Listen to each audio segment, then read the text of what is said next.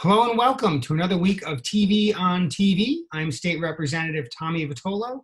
You're watching Brookline Interactive. Today is July 2nd, and we've got a great show today. Later on, we're going to have an interview with Ben Siegel, candidate for Massachusetts 4 Congressional District and Brookline resident.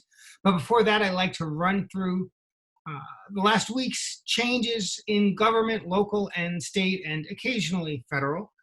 I want to start with town meeting. Town meeting began 9 days ago and wrapped up 2 nights ago. When it was dissolved, all of the things passed in town meeting go into effect, and so I want to run through them quickly, beginning with Newbury College. Newbury College was sold to a developer. The land was, and the developer's well tower, they want to build housing for older adults, including memory care and some other sort of healthcare services, light healthcare services, and that was approved. Part of that includes funding for affordable housing, and there was a question as to where that affordable housing would be built. Would it be built on site, or would it be used elsewhere in town? And town meeting decided to put it elsewhere because I believe the thinking was that it would create more affordable housing units if done elsewhere. And the expectation is that the $6 million will be used in conjunction with some other funding to take the 60 units of older adult housing at Colonel Floyd and upgrade that to a 100 unit set of buildings for older adults with some really important upgrades like community rooms and no longer requiring the residents to walk stairs to get in and out of their homes, something that's certainly not appropriate for housing for older adults.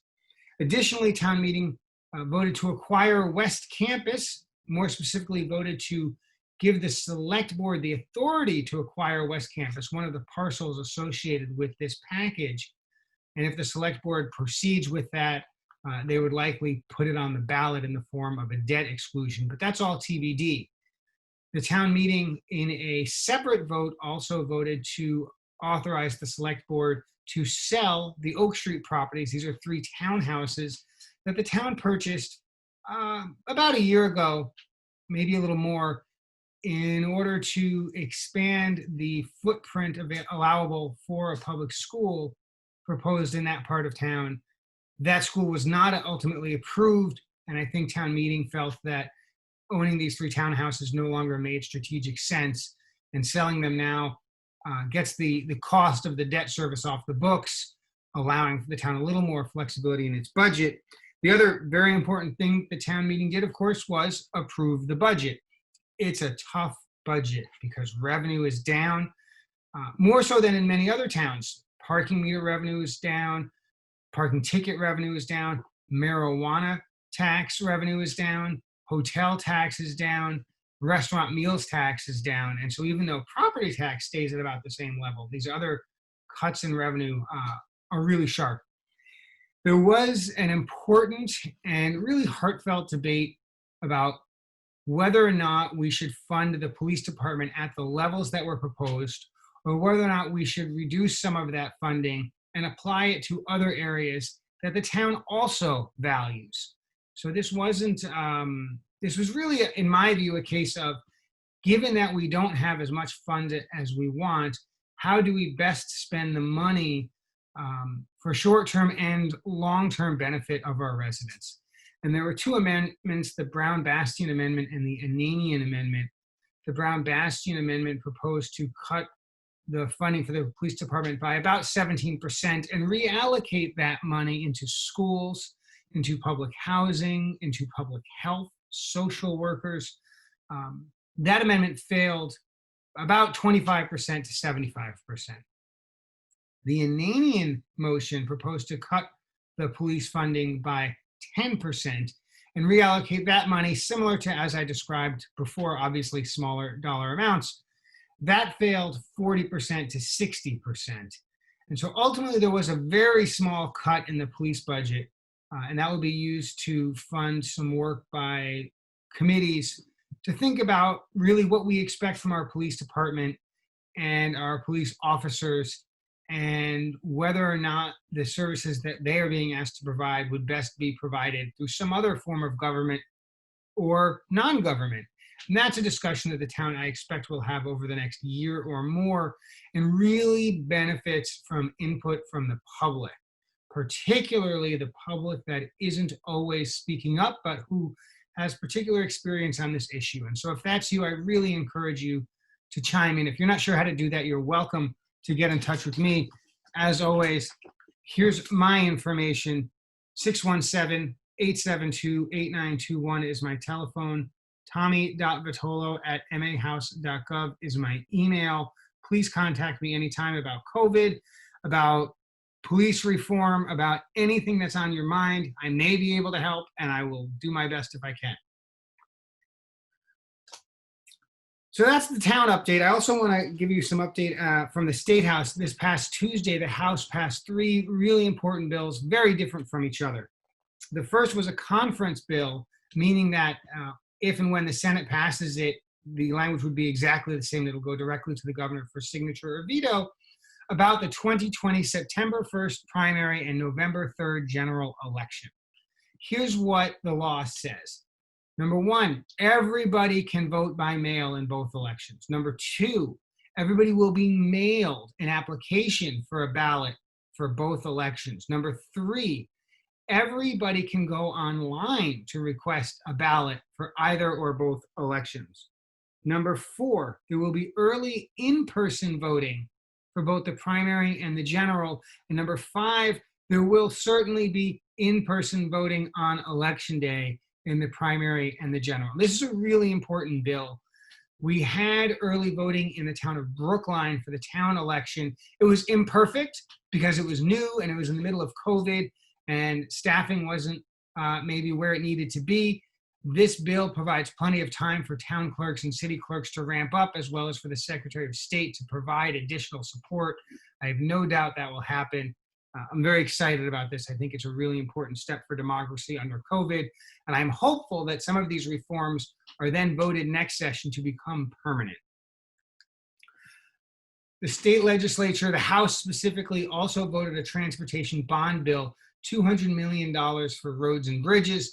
This is the same amount that the legislature has passed in prior years, which sounds maybe pessimistic, maybe optimistic, right? It would have been nice if it were bigger for municipal budgets. On the other hand, it didn't get smaller at a time when state revenue is far down. And so Brookline gets about $1 million out of that directly into its town budget. And that will help a little bit, not a whole lot. The town was expecting to get most of that anyway, but it certainly provides some certainty and will help maintain that budget. Incidentally, the House passed a $300 million transportation bond bill several months ago, just before COVID shut down Massachusetts. The Senate has not passed the revenue necessary for that bill, and that's why it's only 200 instead of 300. The House had passed a revenue package that included a 5-cent gas tax, a tax on Uber and Lyft rides, and a tax on corporate businesses, particularly those with large amounts of revenue. But the Senate hasn't passed it, so we don't have the money to increase the transportation bond bill, which would put more money in the budgets of cities and towns to fix roads and bridges and sidewalks and crosswalks and bike lanes and all of these parts of transportation that municipalities handle. So we got the 200. My expectation is that the Senate will do the same, and that's not a bad thing. Finally, the House also passed a really important bill that was filed by my first-term colleague, Liz Miranda from Boston, and long-term member of the House of Representatives from Newton, Kay Khan. And it focuses on the reality that if you are a Black or a brown woman, your health outcomes associated with maternity and birth are far worse than if you are a white woman. And that is a problem. Exactly the causes and exactly the solutions are complex and numerous. And this bill will form a committee with some real teeth to work on this and try to understand how this structural racism can be undone in a way that improves health outcomes for Black and brown women, and hopefully for white women as well. The idea is that getting pregnant in such a wealthy and well-educated and doctored up area like Massachusetts should be problem-free whenever possible, and it hasn't always been that way, particularly for Black and brown women. And this seeks to fix that. So that passed the House. It's not clear if the Senate will take it up or not, but I was proud to vote on it. And then finally, Governor Baker, along with governors of several other New England, New York, and New Jersey states, have set up a travel requirement. In the case of Massachusetts, the others are similar. If you are traveling into Massachusetts from a state that is not one of the 6 New England states, New York or New Jersey, you must quarantine for 14 days. That is the official statement, position, policy of the governor. But must is in quotes, and I'll tell you why. When someone flies in to Logan Airport, we know from where they came. And if it isn't New York or New Jersey or an airport in New England, we know they came from out of this region. We know their names. We know where they're going to be when they get off that airplane. But we are not in any way, shape, or form communicating this requirement with them, following up with them, ensuring that they're abiding by it, or having any sort of punishment or remedy if they're not. And so I hope that people who are traveling in abide by this 14-day quarantine. I doubt anyone will. I think that this is an example where the governor has the right policy in place nominally, but in practice isn't doing enough to keep the Northeast's very low COVID numbers declining while the rest of the country goes up. I think it's a real missed opportunity. But must quarantine if you're coming from outside of New England, New York, or New Jersey for 14 days. And if you have a family member or a friend who's doing that, I really, really encourage you to crack the whip on them and say, no, this is what you got to do. Our health of our community, of our Commonwealth is too important. And so hopefully we'll see at least some of that.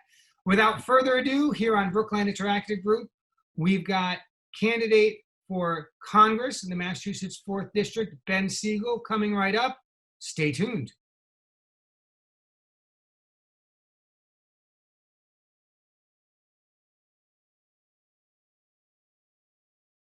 Hello and welcome. I'm Representative Tommy Vitolo, and I'm here today with candidate for the Massachusetts 4th Congressional District, Ben Siegel. And I've known Ben for some time. He's a Brookline resident, and I'm absolutely delighted that he took some time to sit down with me, and we're going to talk about the race. And hopefully we'll get a little more in depth than some other programs have been able to get. Of course, I want to thank Brookline Interactive Group, BIG, for providing this platform for me and for these candidates to have these conversations. And let's get to it, Ben. Thanks for joining us. I want to start by asking the really straightforward question. What were you doing between birth and 2019? Tell us where you come from so we might have some sense of where you're going. Thank you, Representative. I really appreciate you inviting me to be on your show, and Brookline Interactive as well for helping have a place where these type of shows can be on it. As a resident of Brookline since 2003, I've been able to participate in some of the shows that Brookline Interactive has done and visit their facilities. So look, I think my story of where I came from up to 2019 is so similar to the majority of the people in the 4th District. I grew up in a blue-collar, middle-class town in Braintree, a athletic competitor to Brookline, but I grew up in Braintree. My mom grew up in Puerto Rico. I'm Latino. I'd be the first Latino ever elected to Congress from Massachusetts. And my dad, he grew up 3rd generation from Worcester. And so we were, I was born and raised in Braintree, went through the Braintree Public Schools. I was an Eagle Scout when I was younger, participated in Boys State, went off to college at Middlebury, where I was a record holder in the decathlon. I was a decathlete and pentathlete. And right after college, I actually went and worked for the Democratic Congressional Campaign Committee and the Democratic Caucus, helping to promote a national Democratic agenda. That was back in 1998. And then after a few years of that, I went to law school and I went to business school. And I did both because I wanted to understand both how individuals and how businesses were thinking to solve problems. And as a lawyer, for the last 15 plus years, my job has been trying to solve business problems and individual problems using my legal mind. And so I've been enjoying that, working at several different law firms throughout the Commonwealth. Most recently, the last 9 years, I was at Mintz-Levin, where I was the National Director of all Client and Community Relations. My job was figuring out, what are we doing well with our clients and continuing it? What were we doing wrong with our clients and fixing it, and deepening those relationships with our clients, while internally breaking down silos for better collaboration to provide better client services. It's actually something I think as a member of Congress we really need to do, is how to bring everyone together, break down the silos to move forward to provide better constituent services. Now, as much as I have loved being a lawyer over these 15 plus years, what really has charged me and motivated me is all the nonprofit boards I've sat on. Over the last around dozen to 15 years, I've sat on over 12 nonprofit boards and committees, mostly in the Jewish community and in the Latino community. I'm currently the president of the Hispanic National Bar Association for all of New England. I've sat on the CJP board and the American Jewish Committee board. I've sat on GAN Academy's board and the Jewish Teen Foundation of Greater Boston and the University of Haifa, and many others, helping to truly strengthen our Jewish community and our Latino community, while also helping to create real partnerships. And during this time, up until I announced my run for Congress, I've also been raising 4 wonderful, fun, and beautiful children. I have an 8th grader who's just about to enter into Brookline High School, someone who just finished 6th grade, and someone who just finished 4th grade, and my youngest, Francesca, who's going into kindergarten. And they've all been going to the Runkle School in Brookline, which has been truly wonderful.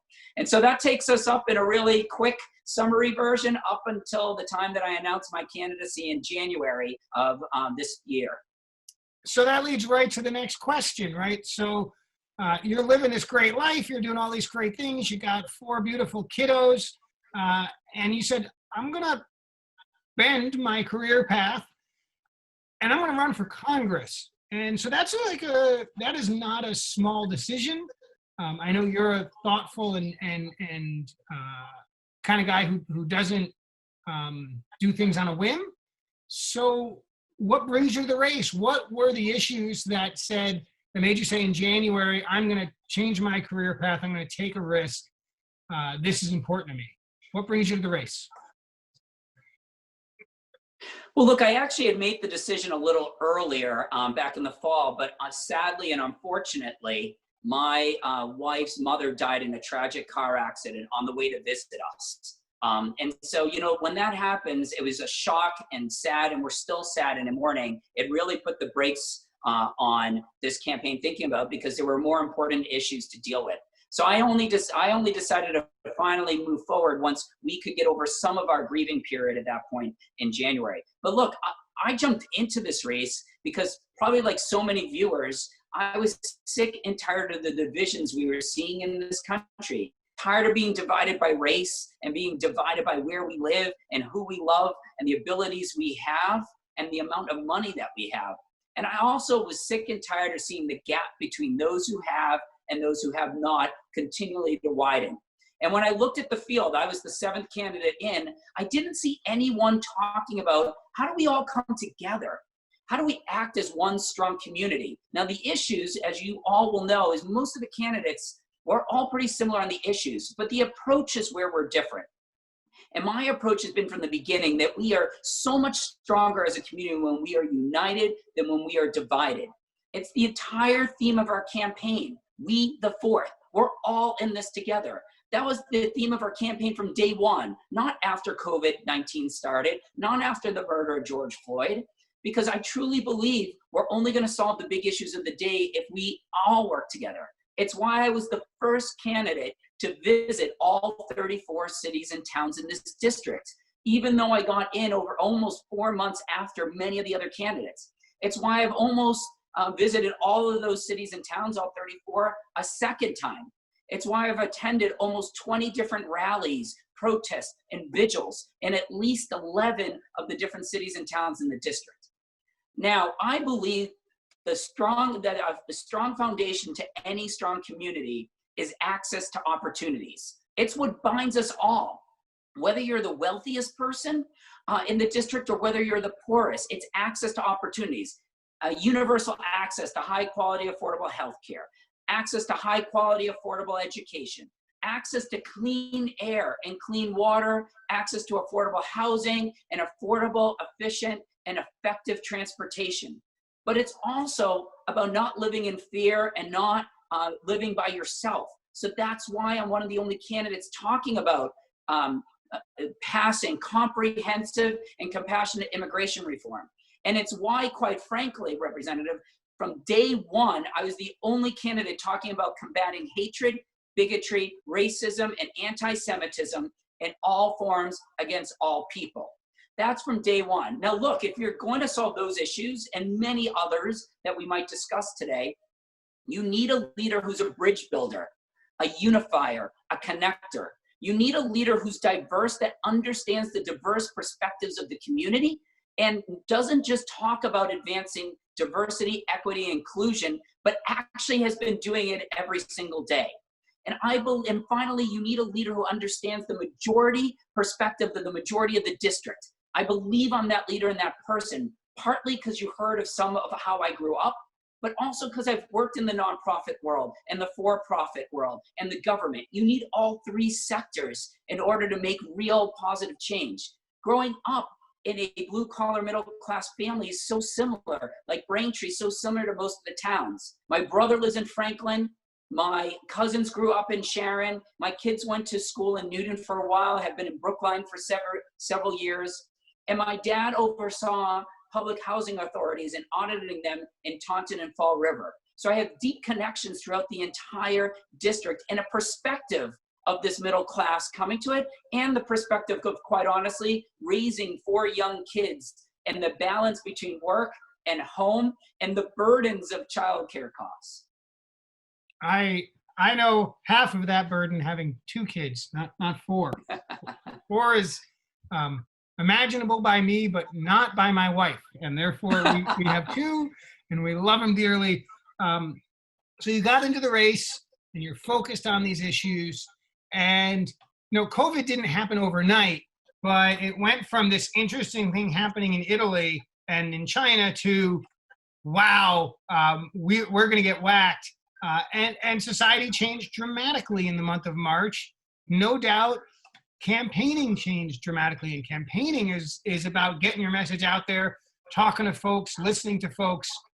I imagine your plan for how you're going to run your campaign up through the election, September 1st, Tuesday, September 1st, 2020, has evolved quite a bit, starting with the month of March. So maybe you could tell us a little bit about the campaign side and a little bit about policy side. How does COVID change the game for your campaign and then for what it would like to be Congressman Ben Siegel? No, thank you for that question. Look, it first started when we first announced on January 19th. Instead of the typical candidate that goes out and just fundraises, we spent 3 weeks visiting all 34 cities and towns. So that took us to the middle of February, which means we really only had 3 weeks before COVID really started happening. And that was a short period. And we adjusted like everyone else. We made our campaign all virtual. But what we did is something that was very different than the rest of the campaigns. We decided that this is an opportunity to show people truly how we're going to legislate and how we're going to be a member of Congress. So everything we did for the next couple of months was under the guise of, can we inform, can we educate, can we support and protect the community? And so we were the first candidate to put up a COVID-19 resource page, and we translated it into Portuguese and into Spanish. Over the last couple months, we we've put together 30 Facebook Live conversations with different experts and different leaders throughout the community. And again, in order to inform, educate, and support the community. We had the select board member, Raul Fernandez, talk about what it's like to help run a city or a town during COVID-19. In Brookline, we had Rabbi Hamilton from Kehileth, Israel, talk about what it's like to run a religious institution under COVID-19. We had Sam Yoon, who's on the Asian American Commission, talk about the rise in hatred against the Asian American community under COVID-19. We had several doctors, including one of your colleagues, Representative John Santiago, talk about what it's like to be on the front lines. We had the CEO of Eastern Bank, Bob Rivers, talk about banking under COVID-19. We had someone talk about mental health challenges and suicide prevention. And we also had key leaders in the Black, Asian, and African American communities talk about how under COVID-19, systemic racism was being exposed and exasperated even more. We also had small business owners speak. And so what we wanted to do is make sure we were there for the community, to be a resource and to help move us forward. We've been really proud of that. We think we are running the best virtual digital campaign that's out there. Now, in addition to that, we've seen a rise of a lot of more issues under COVID-19. And so our focus has been, how do we help people move forward? You know, we need massive federal investment right now in truly small business owners. And we see a lot of them in Brookline right now who are falling through the cracks, who weren't able to even apply, be eligible for, or get some of the PPP money that was there. Because we know in Massachusetts, 99.6% of businesses are small businesses. And take even the Latino community, 91% of Latinos in business are small businesses, and they're usually one-person businesses. They have fallen through the cracks, and we need to help them. And while we now get back, hopefully with the economy starting to open up a little bit, we need to make sure they have the resources to purchase and use the PPE that we need, the personal protection equipment, including ventilators. So we need to be helpful there. Number two, as someone who has small kids, we've all seen this. We need investment in our childcare facilities and just childcare services. We've had so many people out of work for the last few months that can't afford childcare right now in order to go back to work, and they can't go back to work without childcare. We need to be helpful there. And we need to help the facilities who now have been out of work for a long time, many of which have closed. They're mom and pop businesses that didn't get the PPP money, and we need to invest in that. We also need to invest in our cities and towns like Brookline. As you know, several weeks ago, Brookline had to give pink slips to over 300 teachers. Now, many of them have already been brought back on, but we still need to make sure the education inequality gap is not widening. 10% of the students in Massachusetts right now don't have internet. 20% don't have a device. And so we need to, from the federal government, help make sure that the foundation for everyone starts the same. We also have to make sure, and I think you know this, Representative, that our undocumented immigrants, they've been on the front lines as our healthcare workers, helping with agricultural and food, and have been working in our grocery stores and pharmacies. They don't get any unemployment assistance. We need to be helpful there because it's going to cost them and our community far more down the road. And finally, we really need to make sure that all of us are working together to move this forward, right? We're going to see more spikes. We need to continue our social distancing and work together to make sure that COVID-19 doesn't spread anymore. And I think we're starting to do that, but we need to be, we need our politicians, we need our candidates, we need all of our leaders talking about this and working together so that we're not seeing what happened in Texas and in Florida and other parts in the country. It's not going to happen here. So March was a whirlwind, and April was sort of settling into this new normal. And then George Floyd was murdered, and our society very quickly created a new normal and new sets of conversations and new expectations. And it's It's about policing, but it's not just about policing, right? There's a whole lot to this. Uh, you said earlier that you were campaigning on issues of race and equality from day one, and so it doesn't strike me that George Floyd's murder changed your opinion about right and wrong. But I wonder if you could shed some light about how it's changed, um, maybe risen some policies, or has there been some conversations that you've listened to or had that have helped refine your view or sharpen a focus, or maybe bring an idea to you that you hadn't quite realized was really ready for prime time? How has it changed your view on leadership and your vision for the future? Look, we're all dealing with this now. We know that although it was the knee of a racist police officer who killed George Floyd, we know the knee of systemic racism has been on the throat of especially the Black community for over 400 years, from slavery to Jim Crow to segregation. And so that's partly of why I jumped into this race. I'm not just about racism against the Black community, but all communities, because hate against any one community is hate against all. And although you mentioned there are some new conversations, I think what's been happening is these conversations were taking place. There's just a lot more people taking part in the conversations right now. And I want to talk about that a little bit. Because, look, I have been to close to 20 marches, rallies, and protests in at least 11 of the different cities and towns in our district, several of which in Brookline, which have been inspiring and tremendous. And we need to seize this moment right now. We have people, for the first time ever, standing up together and speaking out together and using the collective power of their voice to want to make real change.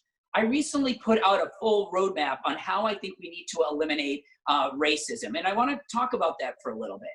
Look, we absolutely immediately need to condemn and eliminate racial profiling, police brutality, and we need to and eliminate and condemn excessive use of force. But we need to create national certifications for our police and national training for our police. We also need to create national decertifications for police. We have to eliminate police immunity. We have to hold accountable those police officers, and if necessary, those departments who violate civil rights. They need to be held accountable.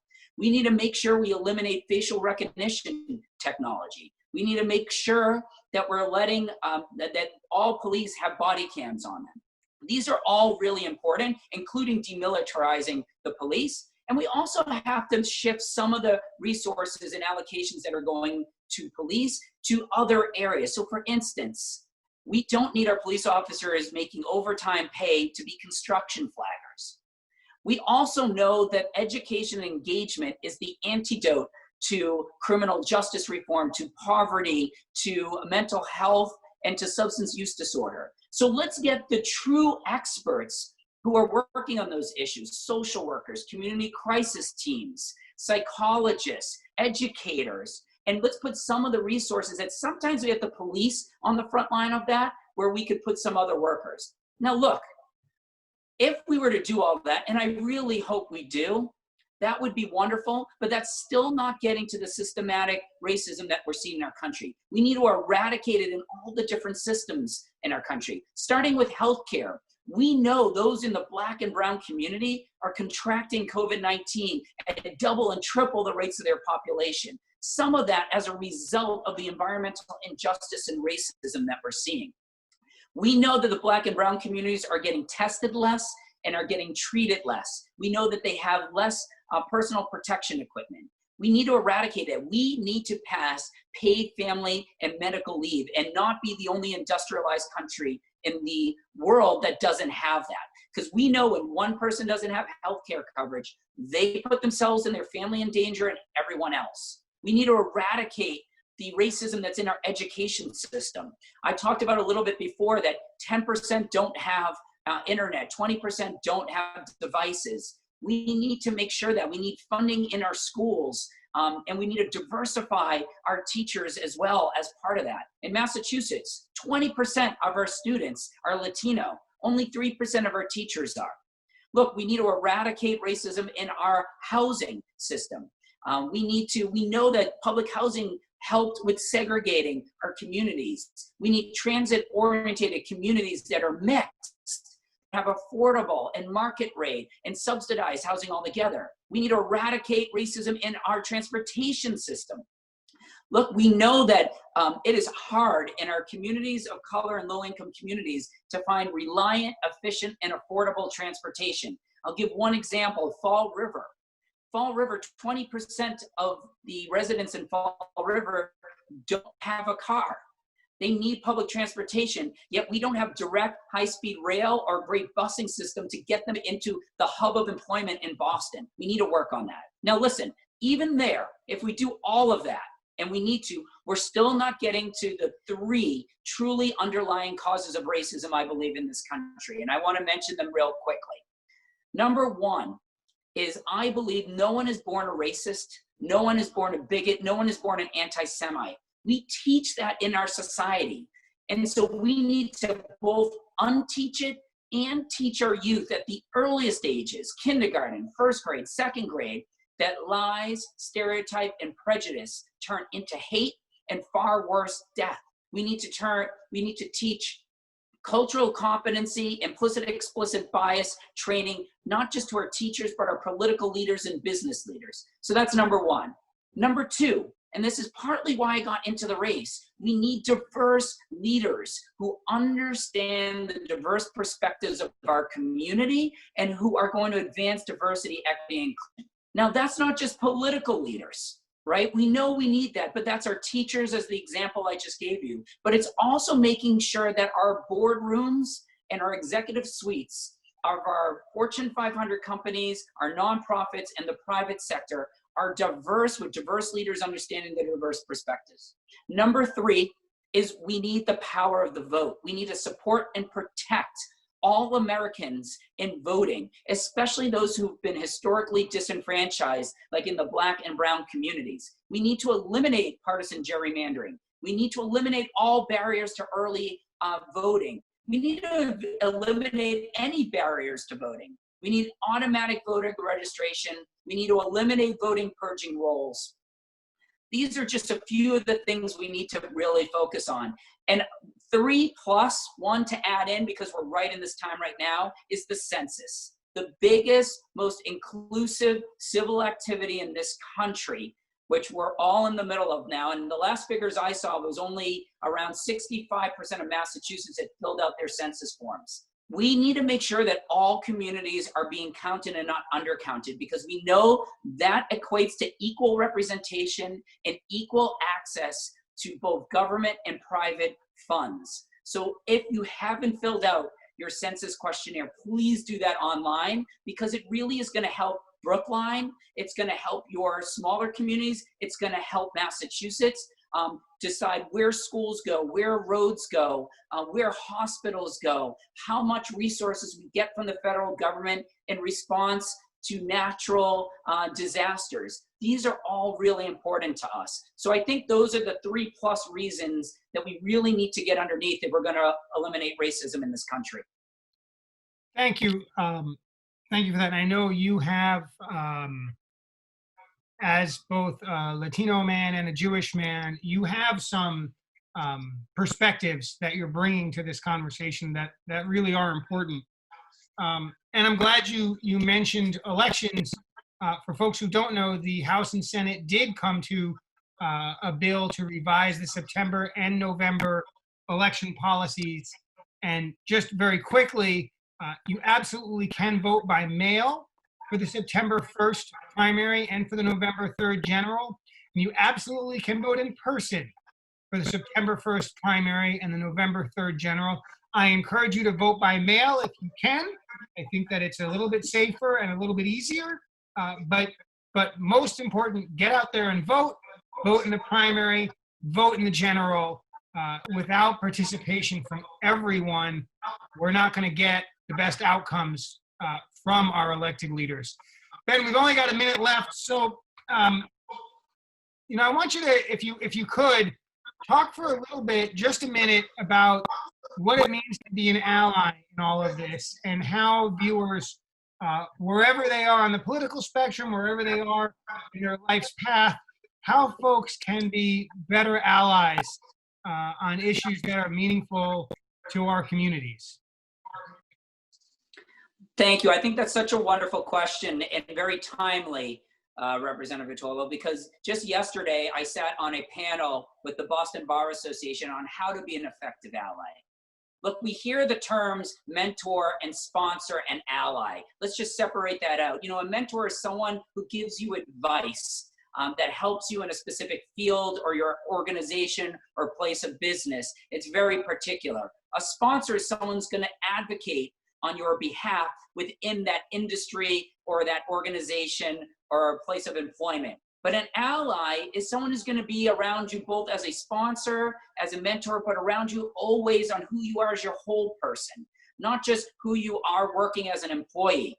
And it's really important, right? Allies are friends, not just in good times or in bad times, but they're there for you always. And it starts with listening to what's going on. And that's why I encourage people in a very safe way to listen to your neighbors in these last 3 weeks at these vigils and rallies, and listen to what their thoughts are and their perspectives and their needs, right? An ally is someone who's not only going to look at themselves and say, look, I may not be part of that marginalized group, but I'm going to make a concerted effort at learning about them. You know, Black History Month and Latino Heritage Month shouldn't just be 1 month of us studying Black history and Latino history. It needs to be about all the time. We need to understand who are these groups that are being marginalized. But also these groups carry every day the burden of their own identities. And an ally is someone who truly steps up and says, I want to help try to carry some of that burden with you. I'm there side by side with you. That doesn't mean you 100% understand what they're going through, but it means you're willing to try to learn and be there with them. You know, I always say an ally is a great example is many times people look at me because I have lighter skin and say, oh, you're not Latino, you don't look Latino, or you don't have a Latino last name. And the best allies are the people who are next to me that say, well, what does a Latino look like? Why are we judging a book by its cover, right? And if my last name, my mom's maiden name was Fonseca, we wouldn't even have these conversations. And so an ally is always there trying to lift you up, trying to advocate for you, trying to advise you, but most importantly, trying to understand what you're going through and help carry some of that burden. Ben, thank you for taking the time to talk with me and our viewers on Brookline Interactive. I'm delighted that you're in the race. I'm delighted that you're talking about these issues, and I'm glad that you were able to spend some time with us. Folks, my name is Representative Tommy Vitolo. Thank you for watching Brookline Interactive, and thank you, Ben Siegel, for joining us. We'll see you next week. Great. Thank you, Representative Vitolo.